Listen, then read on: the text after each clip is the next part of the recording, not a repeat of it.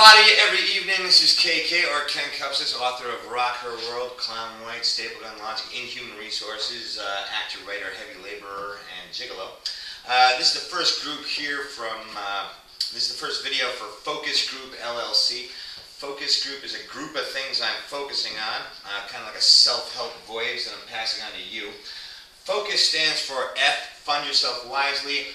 O, overhaul your mind and body. C, communicate positively. U, use everything you've got. And S, share your knowledge. So right now we're going to share some knowledge we've learned and overhaul our bodies. I'm going to start at the very basics of the human body with nutrition today. And I don't pretend to be an authority, but I am a researcher, and you can think of these focus group videos as a video book report. Now, if you want to see farther, stand on the shoulders of giants. Just go to your library. If you don't believe me, check out some works from these people. This is Dr. Andrew Weil, MD. This is Eating Well for Optimum Health. He also wrote the book 8 Weeks to Optimum Health. This is Kevin Trudeau, a little controversially wrote Natural Cures and More Natural Cures Revealed. The more I read about them, the more I agree with them. Although she's an actress, she's very smart. This is Marilu Henner's Total Health Makeover. I also stand behind all the works of Null. So, talking about nutrition, first of all, count yourself lucky that you're a human being, because the human body, like all of God's creations, is one tough customer. You probably can eat pretty much whatever you like for a limited amount of time and get away with it. You probably work with at least one person who's shaped like a walking waterbed, and he'd still come to work every day and get the job done, even though they're eating a case of Twinkies or whatever the whole time.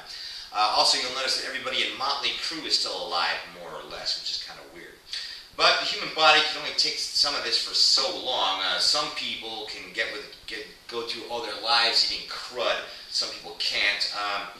Later on down the line, your 40s, 50s, 60s, that's when you don't want to be obese, have diabetes, arteriosclerosis, anything like that. So the earlier you start eating better, the better off you are. Now, first of all, let's talk about what you don't want in your body. And first thing is partially hydrogenated oils. And unfortunately, this is in virtually everything. I can't believe it's not butter. Margarine is partially hydrogenated. That was created as a food for turkeys, and even the turkeys wouldn't eat it. So, let's give it to human beings. But you go to your supermarket, check the labels on whatever you're buying, see if it's got partially hydrogenated oils in it. A lot of it does. A lot of that is there so they keep the food on the shelves forever. And basically what it means is you're eating stale food if it's got partially hydrogenated oils in it. If you need butter, opt for just pure butter. Or use extra virgin olive oil, cold pressed if you can get it. This has also got pure soybean oil in it. Or canola oil cooking spray, very, very low in calories right there. Secondly, let's think about what you do want in your body. What you do want in your body almost more than food is water. A lot of people don't realize that a lot of hunger signals are actually dehydration signals. And you want to drink more water than you can eat food, actually. Make sure it's purified, and if you get bottled water, make sure it says on the label, purified by reverse osmosis. If it doesn't say that, don't buy it, because you could be drinking tap water. There's no federal or state regulations overlooking bottled water. So you could start selling your own bottled water out of your house if you wanted to. I would suggest getting a Brita filter and one of those pitchers, just making your own bottled water at home. Use the same thing, fill this up over and over again, and stop adding plastic water bottles to the landfills. Now, what you do want to eat, you want to eat fresh food wherever possible, and the freshest food, produce, is generally fruits and vegetables and nuts. And fruit's probably one of the best things you can eat. It's already designed by God in convenient handheld portions right here. We've got some bananas here, we've got some blueberries, nectarines, peaches, plums. One thing you might want to think about for breakfast, have 2 forms of breakfast, and have one of them just be fruit and just be water. What I do is I'll take some raisin bran, put some almonds on it maybe, put some cinnamon, very good for you. Also maybe some ginger, have that along with soy milk instead of regular milk. A lot of people don't care for it, but it's a lot better for you than regular milk.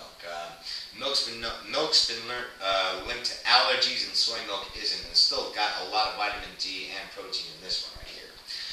Now, as far as other foodstuffs are concerned, you want to try, if you can, to opt out or at least cut down on your processed meat products. If you can, over time. I know I'm kind of a hypocrite from saying this because I still like my bacon, and if you told me to give it up, I'd probably stab you. But a lot of your processed meats are really bad for you. Chicken, believe it or not, Americans eat 1 million chickens an hour, so in order to keep that going, commercially raised chickens go from the egg to the fryer in 3 weeks. That must not only take steroids, but black magic. So, over time, if you can, you'll notice that Morningstar Farms, very good company, has created vegetarian versions of your favorite meat products, soca, soy burgers, things of that nature, also chicken cutlets. They have a very good vegetarian rib. Tastes just like the same thing, only a lot cheaper and a lot better for you. Down the line, you might want to add more seafood to your diet. Salmon in particular, also sardines. Salmon is very high in omega-3 fatty acids, and it's said that cold water fish is one of the cures for depression, believe it or not. Now, one thing, if you do have meat products, you might want to add some zing to them. First of all, red pepper is very good for you. Also, garlic. Garlic's one of the best things you can add.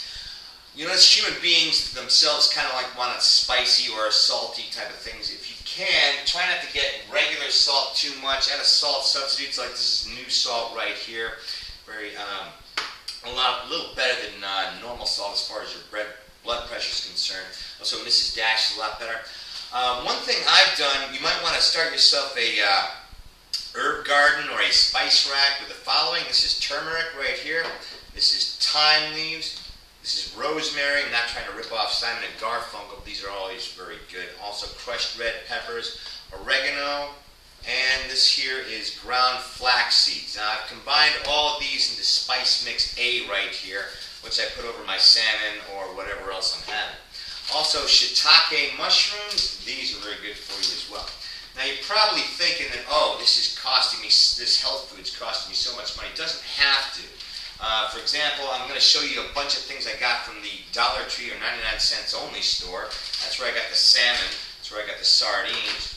That's where I got the broccoli cuts and the almonds and peanut butter. Now, this is pretty good too. This is 8 grams of protein for 10 servings. This is 80 grams of protein right here. So these are just a couple of things to think about. By all means, eat whatever you like, but, you know, unfortunately, on top of that, like whatever you eat. Also, it's said that if you like to eat a lot, that's great. So eat a little, and you'll be around to eat a lot, because it turns out the more food you eat, kind of like the worse off you are, and you can actually get by on a lot less food than you think. So anyway, just some things to keep in mind. We're not dispensing dogma, we're just giving options. But thanks for visiting Focus Group, and see you next week with some new stuff.